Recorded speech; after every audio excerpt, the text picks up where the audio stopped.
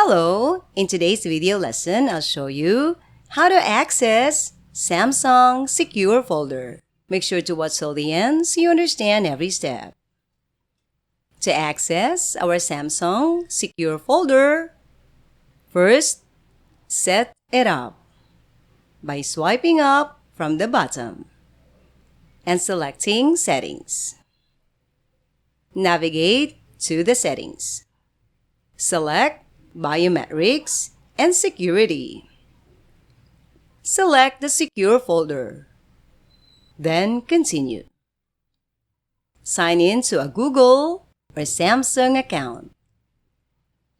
Create an account and set Secure Folder permissions for calendar, contacts, storage, and phone activities.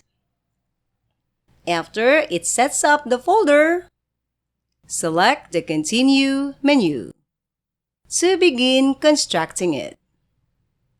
Configure the folder's locking and unlocking options using a pattern, PIN, password, or fingerprint for maximum security.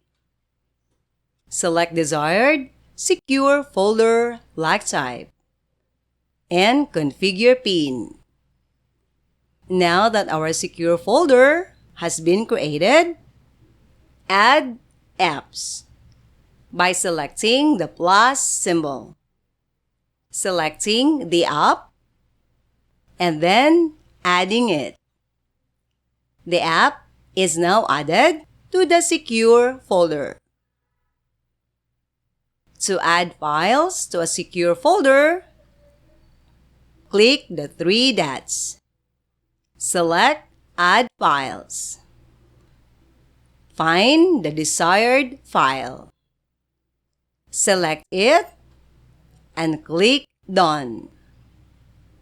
To move a file to a secure folder, you can copy it or move it completely, ensuring it's in its original position, or deleted in its old spot.